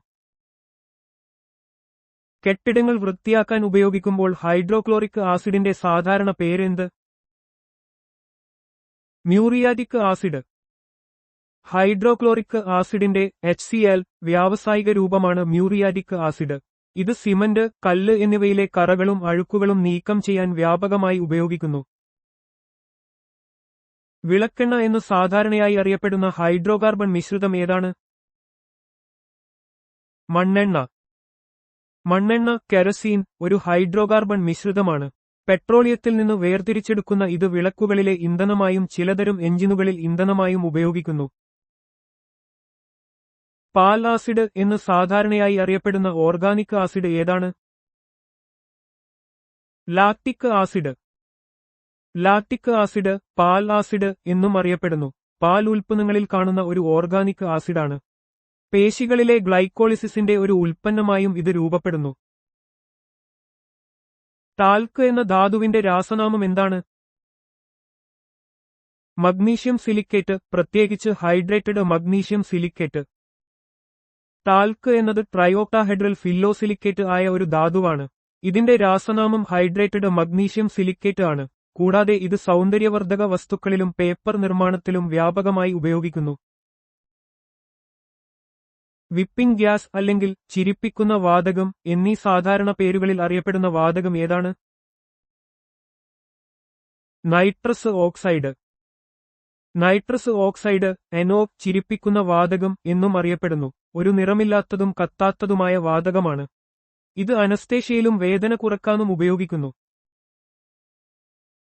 തുരുമ്പ് നീക്കം ചെയ്യാൻ സാധാരണയായി ഉപയോഗിക്കുന്ന ഓർഗാനിക് ആസിഡ് ഏതാണ്? Oxalic acid. ഓക്സാലിക് ആസിഡ് ഒരു ഡീകാർബോക്സിലിക് ആസിഡാണ്. കൂടാതെ ഇരുമ്പ് ഓക്സൈഡുകളുമായി പ്രതിപ്രവർത്തിച്ച് ലയിക്കുന്ന സംയുക്തങ്ങൾ രൂപീകരിക്കുന്നതിനാൽ തുരുമ്പ് നീക്കം ചെയ്യാനും ക്ലീനിംഗ് ഏജന്റായും ഇത് സാധാരണയായി ഉപയോഗിക്കുന്നു. പൊട്ടാഷ് എന്നതിന്റെ രാസനാമം എന്താണ്? Potassium carbonate. പൊട്ടാഷ് എന്നത് പൊട്ടാസ്യം കാർബണേറ്റിന്റെ കേക്കോ സാധാരണ പേരാണ്. ഇത് വളങ്ങളിലെ ഒരു പ്രധാന ഘടകമാണ്. കൂടാതെ സോപ്പ്, ഗ്ലാസ് നിർമ്മാണ വ്യവസായങ്ങളിലും ഉപയോഗിക്കുന്നു. ബേക്കിംഗ് സോഡയുടെ രാസനാമം എന്താണ്? Sodium bicarbonate. ബേക്കിംഗ് സോഡ എന്നത് സോഡിയം ബൈകാർബണേറ്റിന്റെ NaHCO3 സാധാരണ പേരാണ്. ഇത് പാചകത്തിൽ ഒരു പുളിപ്പിക്കാൻ സഹായിക്കുന്ന ഏജന്റായും ആന്റാസിഡായും ഉപയോഗിക്കുന്നു. വാഷിംഗ് സോഡയുടെ രാസനാമം എന്താണ്?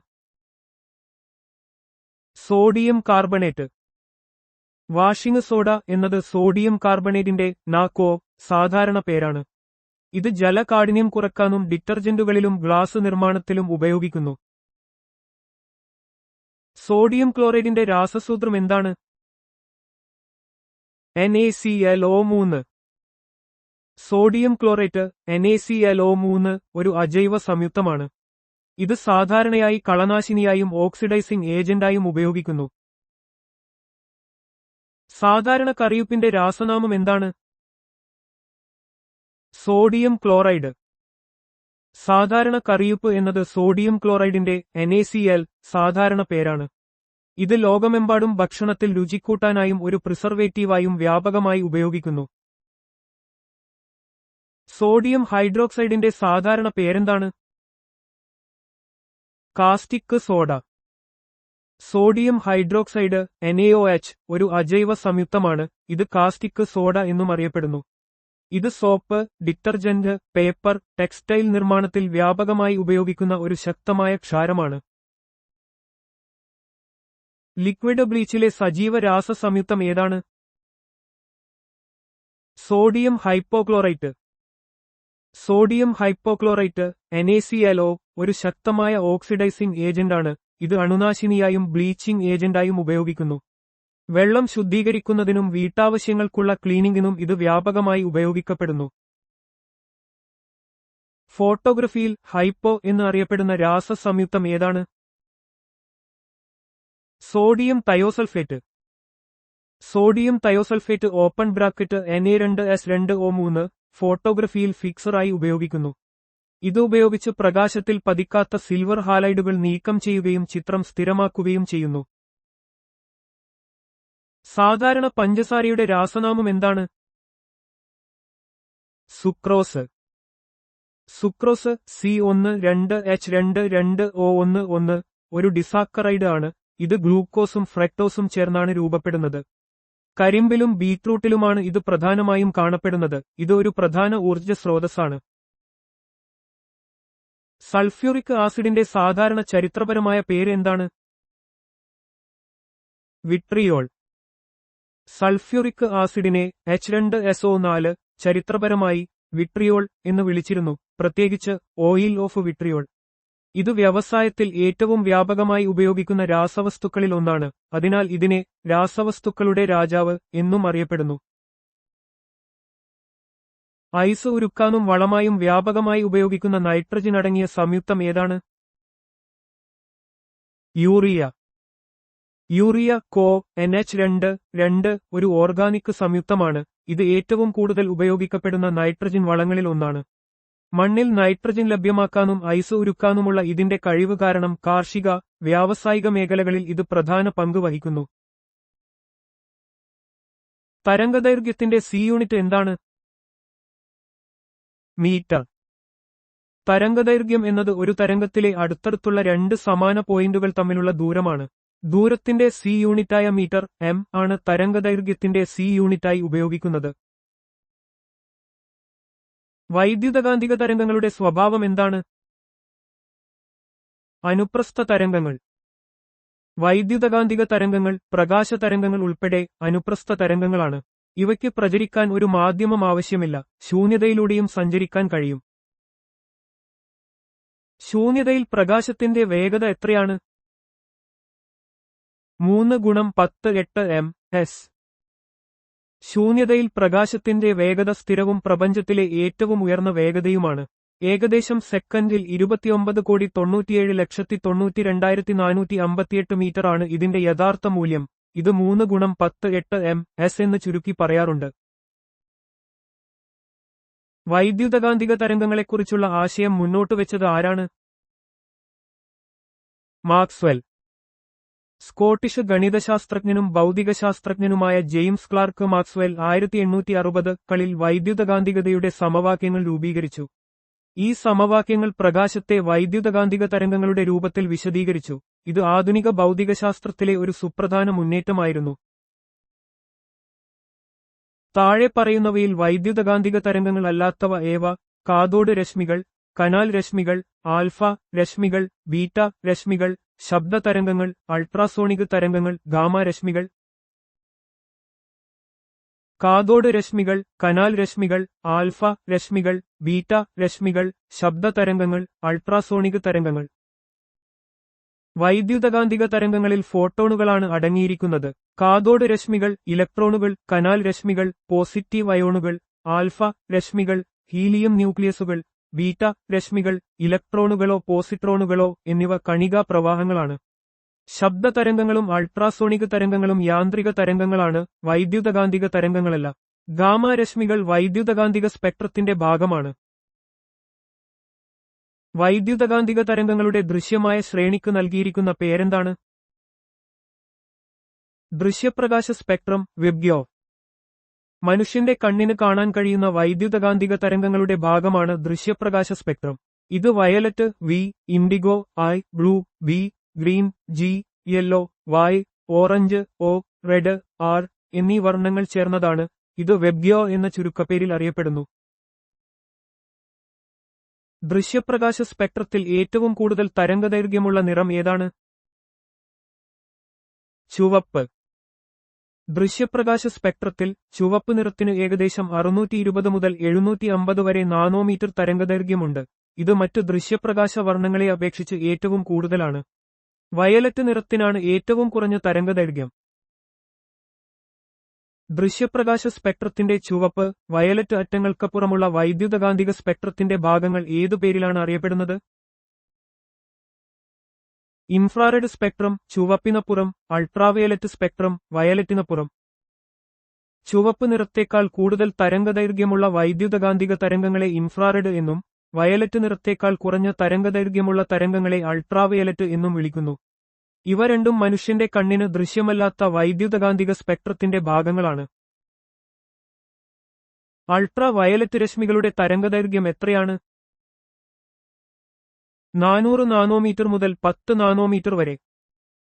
അൾട്രാ വയലറ്റ് UV രശ്മികൾ വൈദ്യുതകാന്തിക സ്പെക്ട്രത്തിന്റെ ഭാഗമാണ്. ഇവയുടെ തരംഗദൈർഘ്യം ദൃശ്യപ്രകാശത്തേക്കാൾ കുറവാണ്.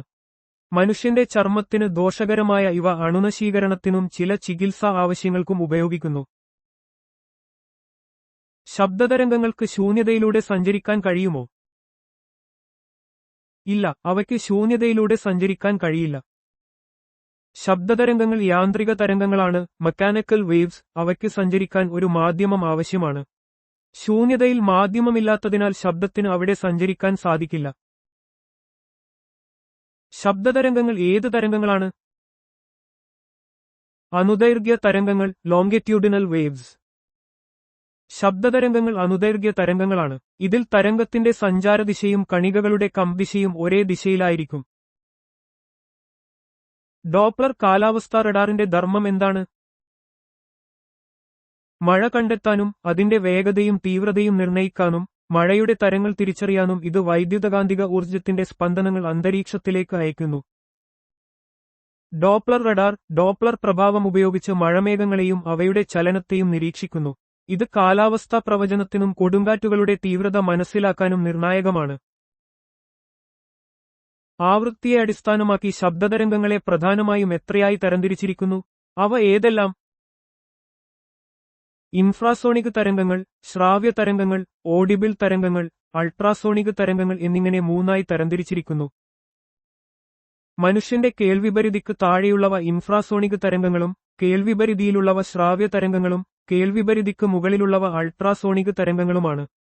ഓരോന്നിനും വ്യത്യസ്തമായ ഉപയോഗങ്ങളും സവിശേഷതകളുമുണ്ട്. മനുഷ്യർക്ക് കേൾക്കാൻ കഴിയുന്ന ശബ്ദതരംഗങ്ങളുടെ ആവൃത്തി എത്രയാണ്? 20 ഹെർട്സ് മുതൽ 20,000 ഹെർട്സ് വരെ. മനുഷ്യന്റെ കേൾവി പരിധി സാധാരണയായി 20 ഹെർട്സ്-നും 20,000 ഹെർട്സ്-നും ഇടയിലാണ്. ഈ പരിധിയിൽ വരുന്ന ശബ്ദങ്ങളെയാണ് ശ്രാവ്യ ശബ്ദങ്ങൾ, ഓഡിബിൾ സൗണ്ട് എന്ന് പറയുന്നത്. പ്രായത്തിനനുസരിച്ച് ഈ പരിധിയിൽ വ്യത്യാസങ്ങൾ വരാം. ഇൻഫ്രാസോണിക് ശബ്ദം ഉൽപ്പാദിപ്പിക്കാൻ കഴിവുള്ള മൃഗങ്ങൾ ഏതെല്ലാം? തിമിംഗലങ്ങൾ, കാണ്ടാമൃഗങ്ങൾ, ആനകൾ. ഇൻഫ്രാസോണിക് ശബ്ദങ്ങൾക്ക് വളരെ വലിയ തരംഗദൈർഘ്യവും കുറഞ്ഞ ആവൃത്തിയുമുണ്ട്. ഈ മൃഗങ്ങൾ ദൂരേക്ക് ആശയവിനിമയം നടത്താനും അപകടസൂചന നൽകാനും ഇൻഫ്രാസോണിക് ശബ്ദം ഉപയോഗിക്കുന്നു. അൾട്രാസോണിക് തരംഗങ്ങൾ കേൾക്കാൻ കഴിയുന്ന മൃഗങ്ങൾ ഏതെല്ലാം? വവ്വാലുകൾ, നായ്ക്കൾ, പൂച്ചകൾ. മനുഷ്യന്റെ കേൾവി പരിധിക്ക് മുകളിലുള്ള അൾട്രാസോണിക് ശബ്ദങ്ങൾക്ക് വളരെ ഉയർന്ന ആവൃത്തിയുണ്ട്. വവ്വാലുകൾ ഇക്കോലൊക്കേഷനായി ഇത് ഉപയോഗിക്കുമ്പോൾ നായ്ക്കൾക്കും പൂച്ചകൾക്കും സൂക്ഷ്മമായ ശബ്ദങ്ങൾ തിരിച്ചറിയാൻ ഇത് സഹായിക്കുന്നു. അൾട്രാസോണിക് തരംഗങ്ങളുടെ ചില സാധാരണ ഉപയോഗങ്ങൾ എന്തൊക്കെയാണ്? കടലിന്റെ ആഴം അളക്കാൻ, അതിലോലമായ വസ്തുക്കൾ, വസ്ത്രങ്ങൾ, വാച്ചുകൾ, വിമാനഭാഗങ്ങൾ വൃത്തിയാക്കാൻ, പാലിലെ ഹാനികരമായ ബാക്ടീരിയകളെ നശിപ്പിക്കാൻ, സന്ധിവാതം ചികിത്സിക്കാൻ, ചിമ്മിനികളിലെ കരി വൃത്തിയാക്കാൻ. അൾട്രാസോണിക് തരംഗങ്ങൾക്ക് ഉയർന്ന ഊർജ്ജവും ചെറിയ തരംഗദൈർഘ്യവുമുണ്ട്. ഇത് മെഡിക്കൽ, വ്യാവസായിക, ശാസ്ത്രീയ മേഖലകളിൽ വ്യാപകമായി ഉപയോഗിക്കപ്പെടുന്നു. സോണാർ സാങ്കേതികവിദ്യയിലും ഇവയ്ക്ക് പ്രധാന പങ്കുണ്ട്. കുഷ്ഠരോഗത്തിന് ഹാൻസെൻസ് രോഗം കാരണമാകുന്ന ബാക്ടീരിയകൾ ഏതെല്ലാം? മൈക്കോബാക്ടീരിയം ലെപ്രയും മൈക്കോബാക്ടീരിയം ലെപ്രോമാറ്റോസിസും. മൈക്കോബാക്ടീരിയം ലെപ്രയും മൈക്കോബാക്ടീരിയം ലെപ്രോമാറ്റോസിസും എന്ന രണ്ട് ബാക്ടീരിയകളാണ് കുഷ്ഠരോഗത്തിന് ഹാൻസെൻസ് രോഗം കാരണമാകുന്നത്. ഇത് പ്രധാനമായും ചർമ്മം, നാഡീവ്യൂഹം, മുകളിലെ ശ്വാസനാളം, കണ്ണുകൾ, വൃഷണങ്ങൾ എന്നിവയെ ബാധിക്കുന്ന ഒരു വിട്ടുമാറാത്ത പകർച്ചവ്യാധിയാണ്. പ്ലേഗിന് കാരണമാകുന്ന ബാക്ടീരിയ ഏതാണ്? യെർസീനിയ പെസ്റ്റിസ്. യെർസീനിയ പെസ്റ്റിസ് എന്ന ബാക്ടീരിയയാണ് പ്ലേഗിന് കാരണമാകുന്നത്. ഇത് സാധാരണയായി എലികളിൽ നിന്നും മറ്റു ചെറിയ സസ്തനികളിൽ നിന്നും അവയുടെ ശരീരത്തിലുള്ള ഈച്ചകൾ വഴിയാണ് മനുഷ്യരിലേക്ക് പകരുന്നത്. ന്യൂമോണിയ പ്രധാനമായും ഏത് അവയവത്തെയാണ് ബാധിക്കുന്നത്? ശ്വാസകോശം. ന്യൂമോണിയ പ്രധാനമായും ശ്വാസകോശത്തെയാണ് ബാധിക്കുന്നത്. ബാക്ടീരിയ, വൈറസ്, ഫംഗസ് തുടങ്ങിയ സൂക്ഷ്മാണുക്കൾ ശ്വാസകോശത്തിലെ വായു അറകളിൽ അണുബാധയുണ്ടാക്കുകയും അവ വീർക്കുകയും ചെയ്യുന്ന അവസ്ഥയാണിത്. വില്ലൻ ചുമ എന്നും അറിയപ്പെടുന്ന പെർട്ടുസിസിന് കാരണമാകുന്ന ബാക്ടീരിയ ഏതാണ്? Bordetella pertussis. ബോർഡെറ്റെല്ല പെർട്ടുസിസ് എന്ന ബാക്ടീരിയയാണ് പെർട്ടുസിസ് അഥവാ വില്ലൻ ചുമയ്ക്ക് കാരണം. ഇത് ശ്വാസനാളത്തെ ബാധിക്കുന്ന ഒരു അതിസൂക്ഷ്മമായ പകർച്ചവ്യാധിയാണ്. കുട്ടികളിൽ ഇത് ഗുരുതരമായ ആരോഗ്യപ്രശ്നങ്ങൾ ഉണ്ടാക്കാൻ സാധ്യതയുണ്ട്. സാൽമൊണെല്ലോസിസിന് കാരണമാകുന്ന ബാക്ടീരിയ ഏതാണ്? സാൽമൊണെല്ല. സാൽമൊണെല്ല എന്ന ബാക്ടീരിയയാണ് സാൽമൊണെല്ലോസിസ് എന്ന രോഗത്തിന് കാരണം. ഇത് സാധാരണയായി മലിനമായ ഭക്ഷണത്തിലൂടെയും വെള്ളത്തിലൂടെയും പകരുന്ന ഒരു കുടൽ രോഗമാണ്. പനി, വയറുവേദന, വയറിളക്കം എന്നിവയാണ് പ്രധാന ലക്ഷണങ്ങൾ. സിഫിലിസിന് കാരണമാകുന്ന ബാക്ടീരിയ ഏതാണ്? ട്രെപ്പോനിമ പാലിഡം. ട്രെപ്പോനിമ പാലിഡം എന്ന ബാക്ടീരിയയാണ് സിഫിലിസ് എന്ന ലൈംഗികമായി പകരുന്ന രോഗത്തിന് കാരണം. ചികിത്സ ലഭിക്കാത്ത പക്ഷം ഇത് ഗുരുതരമായ ആരോഗ്യ പ്രശ്നങ്ങളിലേക്ക് നയിക്കുകയും ശരീരത്തിലെ പല അവയവങ്ങളെയും ബാധിക്കുകയും ചെയ്യാം. ടെറ്റനസിന് കാരണമാകുന്ന ബാക്ടീരിയ ഏതാണ്? Clostridium tetany. ക്ലോസ്ട്രിഡിയം ടെറ്റനി എന്ന ബാക്ടീരിയയാണ് ടെറ്റനസിന് കാരണമാകുന്നത്. ഇത് മണ്ണിലും മൃഗങ്ങളുടെ മലത്തിലും കാണപ്പെടുന്നു. മുറിവുകളിലൂടെ ശരീരത്തിൽ പ്രവേശിച്ച് നാഡീവ്യവസ്ഥയെ ബാധിക്കുകയും പേശീവലിവ് ഉണ്ടാക്കുകയും ചെയ്യുന്ന മാരകമായ രോഗമാണിത്. ക്ഷയരോഗത്തിന് ടി.ബി കാരണമാകുന്ന ബാക്ടീരിയ ഏതാണ്? Mycobacterium tuberculosis. ക്ഷയരോഗം ടി.ബി, മൈക്കോബാക്ടീരിയം ട്യൂബർകുലോസിസ് എന്ന ബാക്ടീരിയ മൂലമുണ്ടാകുന്ന ഒരു പകർച്ചവ്യാധിയാണ്. ഇത് പ്രധാനമായും ശ്വാസകോശങ്ങളെയാണ് ബാധിക്കുന്നത്. ചുമ, പനി, ശരീരഭാരം കുറയൽ എന്നിവയാണ് പ്രധാന ലക്ഷണങ്ങൾ. ഈ രോഗം വായുവിലൂടെയാണ് പകരുന്നത്. ടൈഫസ് രോഗത്തിന് കാരണമാകുന്ന ബാക്ടീരിയ ഏതു വിഭാഗത്തിൽപ്പെടുന്നു? Rickettsia bacteria. ടൈഫസ് എന്നത് റിക്കറ്റ്സിയ ബാക്ടീരിയ വിഭാഗത്തിൽപ്പെടുന്ന സൂക്ഷ്മാണുക്കൾ മൂലമുണ്ടാകുന്ന ഒരു കൂട്ടം രോഗങ്ങളാണ്. സാധാരണയായി ചെള്ള്, പേൻ, ഈച്ച തുടങ്ങിയ ഷഡ്പദങ്ങൾ വഴിയാണ് ഈ രോഗം മനുഷ്യരിലേക്ക് പകരുന്നത്. കടുത്ത പനി, തലവേദന, തിണർപ്പ് എന്നിവയാണ് ടൈഫസിന്റെ പ്രധാന ലക്ഷണങ്ങൾ. അഡിനോവൈറസ് അണുബാധകൾ പ്രധാനമായും ഏത് അവയവങ്ങളെയാണ് ബാധിക്കുന്നത്? ശ്വാസകോശം, കണ്ണുകൾ. അഡിനോവൈറസ് അണുബാധകൾ പ്രധാനമായും ശ്വാസകോശങ്ങളെയും കണ്ണുകളെയുമാണ് ബാധിക്കുന്നത്. ഇത് ജലദോഷം, ഫ്ലൂ പോലുള്ള രോഗങ്ങൾ, പിങ്ക് ഐ, ചെങ്കണ്ണ്, ബ്രോങ്കൈറ്റിസ്, ന്യൂമോണിയ എന്നിവയ്ക്ക് കാരണമാകാം. ഇത് ശരീരത്തിന്റെ വിവിധ ഭാഗങ്ങളെ ബാധിക്കാൻ സാധ്യതയുള്ള ഒരു വൈറസ് ആണ്. എയ്ഡ്സിന് കാരണമാകുന്ന വൈറസ് ഏതാണ്? Human immuno deficiency virus (HIV). AIDS, acquired immuno deficiency syndrome എന്ന രോഗാവസ്ഥയ്ക്ക് കാരണമാകുന്നത് human immuno deficiency virus (HIV) ആണ്. ഈ വൈറസ് മനുഷ്യന്റെ രോഗപ്രതിരോധ ശേഷിയെ ദുർബലപ്പെടുത്തുകയും ശരീരം അണുബാധകളെയും രോഗങ്ങളെയും ചെറുക്കാൻ കഴിയാതെ വരികയും ചെയ്യുന്നു. രക്തം, ശുക്ലം, യോനീസ്രവങ്ങൾ, മുലപ്പാൽ എന്നിവയിലൂടെയാണ് HIV പകരുന്നത്. ആർബോവൈറസ് എൻസെഫലൈറ്റിസിന് കാരണമാകുന്ന വൈറസുകൾ ഏതു വിഭാഗത്തിൽപ്പെടുന്നു? RNA വൈറസുകൾ (RNA വൈറസസ്). ആർബോവൈറസ് എൻസെഫലൈറ്റിസ് എന്നത് ആർബോവൈറസുകൾ മൂലമുണ്ടാകുന്ന ഒരു കൂട്ടം രോഗങ്ങളാണ്. ഈ വൈറസുകൾ പ്രധാനമായും കൊതുകുകൾ, ചെള്ളുകൾ തുടങ്ങിയ ആർത്രോപോഡുകൾ വഴി മനുഷ്യരിലേക്ക് പകരുന്നു. RNA ആണ് ഈ വൈറസുകളുടെ ജനിതക വസ്തു. ചിക്കൻ ബോക്സിന് വാരിസെല്ല കാരണമാകുന്ന വൈറസ് ഏതാണ്? Varicella zoster virus (VZV). Chicken box അഥവാ വാരിസെല്ല എന്നത് വാരിസെല്ല സോസ്റ്റർ വൈറസ് (VZV) മൂലമുണ്ടാകുന്ന ഒരു പകർച്ചവ്യാധിയാണ്. ചർമ്മത്തിൽ ചൊറിച്ചിലുള്ള കുമിളകളും പനിയും ക്ഷീണവുമാണ് ഇതിന്റെ പ്രധാന ലക്ഷണങ്ങൾ. ഈ വൈറസ് തന്നെയാണ് മുതിർന്നവരിൽ ഷിംഗിൾസ്, ഹെർപ്പസ് സോസ്റ്റർ എന്ന രോഗത്തിനും കാരണമാകുന്നത്. സൈറ്റോമെഗലോവൈറസ് രോഗത്തിന് കാരണമാകുന്ന വൈറസ് ഏതാണ്? Cytomegalovirus (CMV). സൈറ്റോമെഗലോവൈറസ് (CMV) എന്ന വൈറസ് മൂലമുണ്ടാകുന്ന അണുബാധയാണ് സൈറ്റോമെഗലോവൈറസ് രോഗം. ഹെർപ്പസ് വൈറസ് കുടുംബത്തിലെ ഒരംഗമാണിത്. മിക്കപ്പോഴും ലക്ഷണങ്ങൾ പ്രകടമല്ലെങ്കിലും പ്രതിരോധശേഷി കുറഞ്ഞവരിലും നവജാത ശിശുക്കളിലും ഇത് ഗുരുതരമായ ആരോഗ്യപ്രശ്നങ്ങൾക്ക് കാരണമാവാം. ഡെങ്കിപ്പനിക്ക് കാരണമാകുന്ന വൈറസ് ഏതാണ്? Dengue virus (RNA virus). ഡെങ്കിപ്പനി ഡെങ്കി വൈറസ് മൂലമുണ്ടാകുന്ന കൊതുകുജന്യമായ ഒരു രോഗമാണ്. ഈ വൈറസ് RNA വിഭാഗത്തിൽപ്പെടുന്നതാണ്.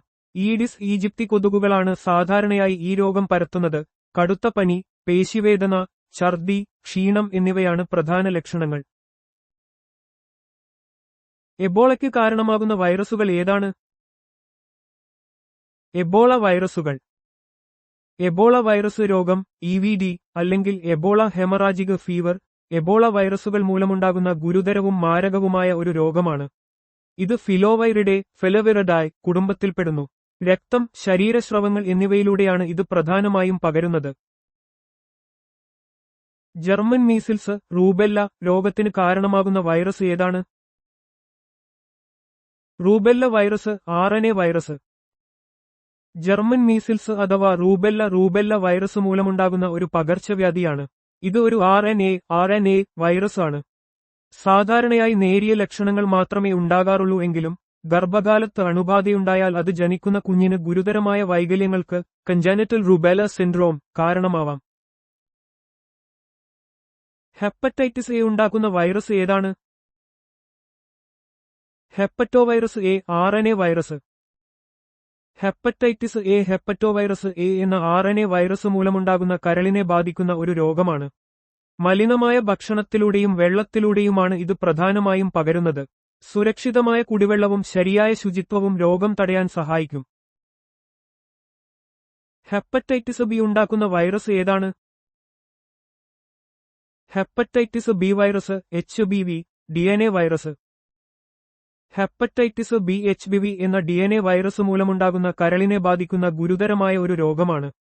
രക്തത്തിലൂടെയും ശരീരസ്രവങ്ങളിലൂടെയുമാണ് ഇത് പകരുന്നത്. ഇതിനെതിരെ ഫലപ്രദമായ വാക്സിൻ ലഭ്യമാണ്. ഹെർപ്പസ് സിംപ്ലക്സിന് കാരണമാകുന്ന വൈറസ് ഏതാണ്?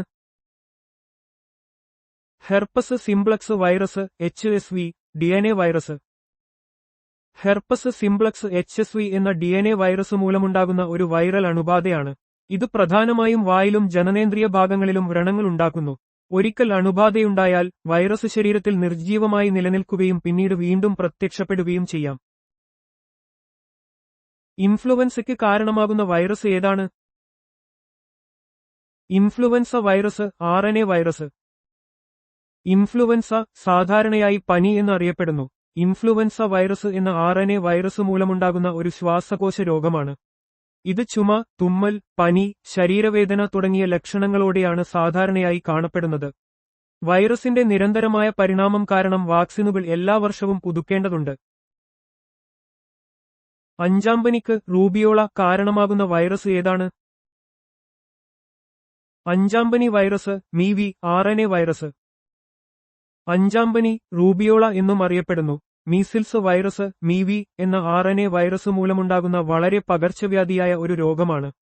ഇത് ചുമ, മൂക്കൊലിപ്പ്, പനി, ശരീരത്തിൽ ചുവന്ന പാടുകൾ എന്നിവയ്ക്ക് കാരണമാകുന്നു.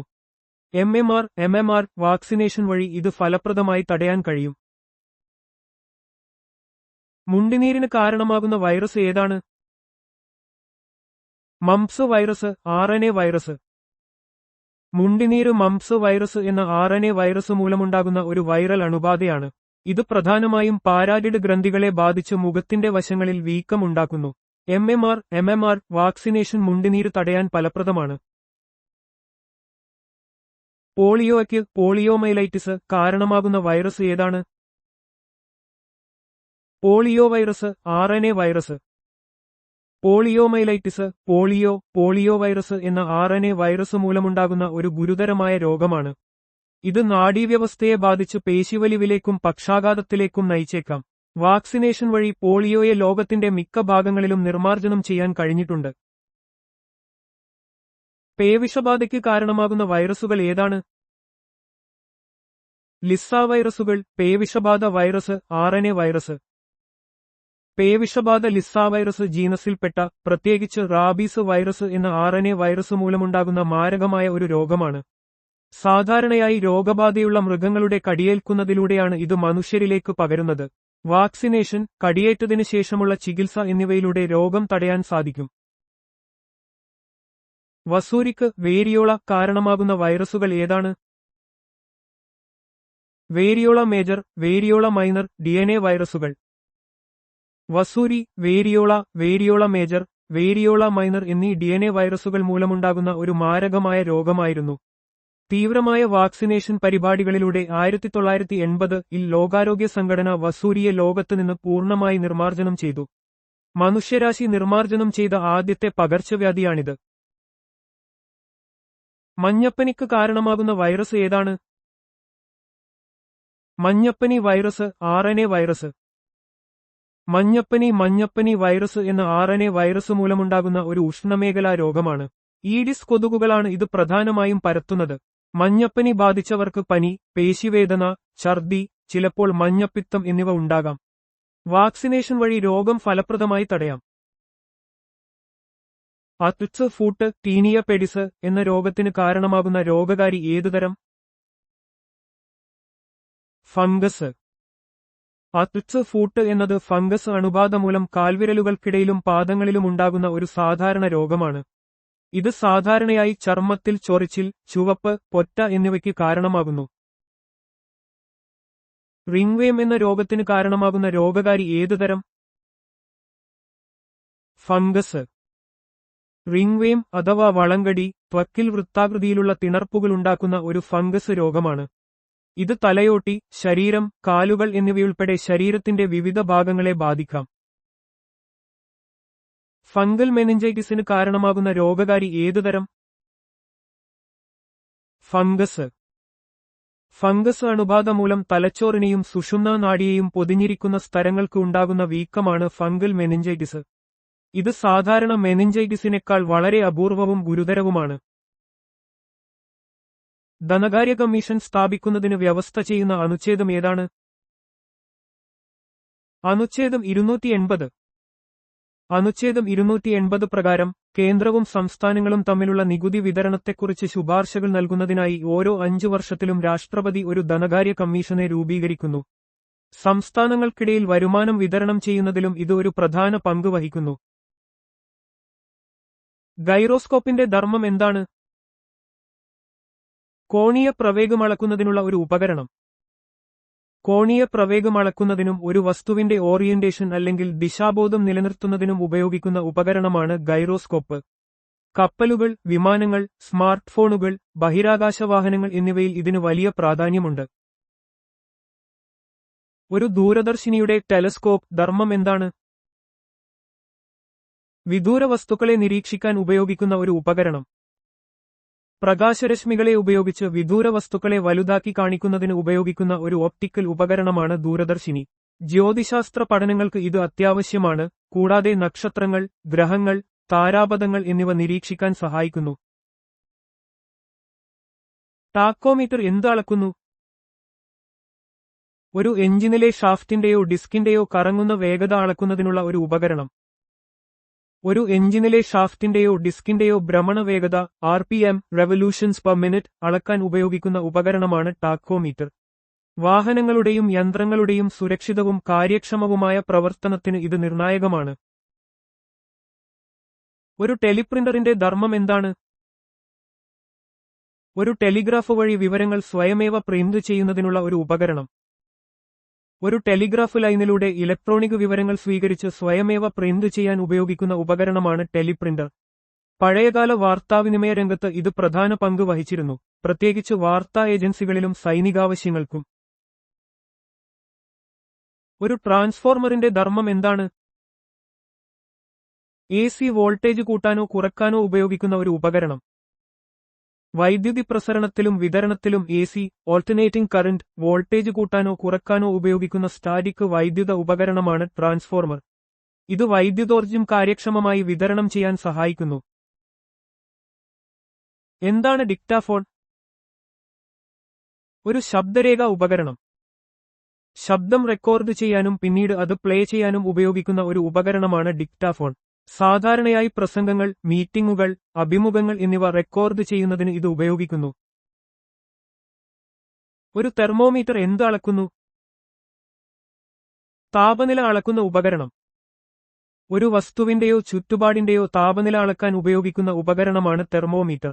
ശരീരത്തിലെ താപനില, കാലാവസ്ഥാ നിരീക്ഷണം, വ്യവസായ മേഖലയിലെ താപനില നിയന്ത്രണം എന്നിവയുൾപ്പെടെ നിരവധി മേഖലകളിൽ ഇത് വ്യാപകമായി ഉപയോഗിക്കപ്പെടുന്നു. ഒരു തെർമോസ്റ്റാറ്റിന്റെ ധർമ്മം എന്താണ്? താപനില സ്ഥിരപ്പെടുത്തുന്നതിനുള്ള ഒരു ഉപകരണം. ഒരു സിസ്റ്റത്തിലെ താപനിലയെ ഒരു നിശ്ചിത നിലയിൽ സ്ഥിരപ്പെടുത്താൻ ഉപയോഗിക്കുന്ന ഉപകരണമാണ് തെർമോസ്റ്റാറ്റ്. എയർ കണ്ടീഷണറുകൾ, ഹീറ്ററുകൾ, റെഫ്രിജറേറ്ററുകൾ തുടങ്ങിയ ഉപകരണങ്ങളിൽ താപനില നിയന്ത്രിക്കാൻ ഇത് ഉപയോഗിക്കുന്നു.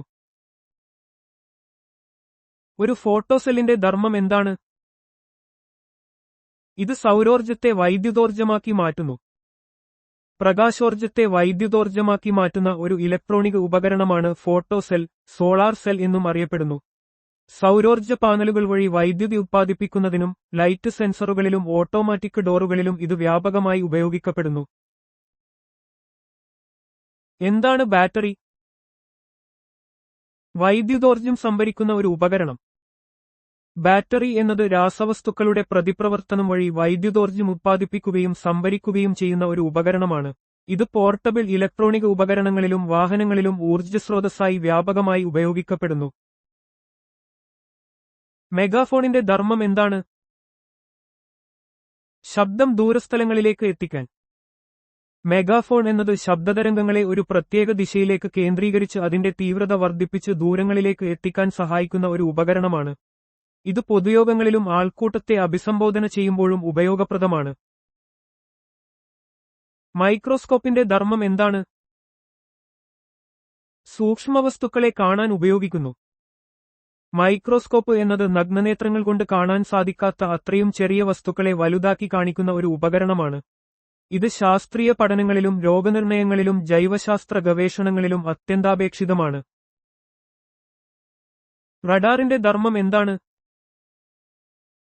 വിമാനങ്ങളുടെയും മിസൈലുകളുടെയും സ്ഥാനം കണ്ടെത്താൻ ഉപയോഗിക്കുന്നു. Radar, radio detection and ranging എന്നത് റേഡിയോ തരംഗങ്ങൾ ഉപയോഗിച്ച് ദൂരെയുള്ള വസ്തുക്കളുടെ സ്ഥാനം, വേഗത, ദിശ എന്നിവ കണ്ടുപിടിക്കാൻ ഉപയോഗിക്കുന്ന ഒരു ഉപകരണമാണ്.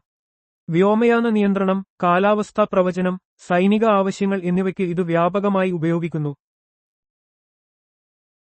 റെഫ്രിജറേറ്ററിന്റെ ധർമ്മം എന്താണ്?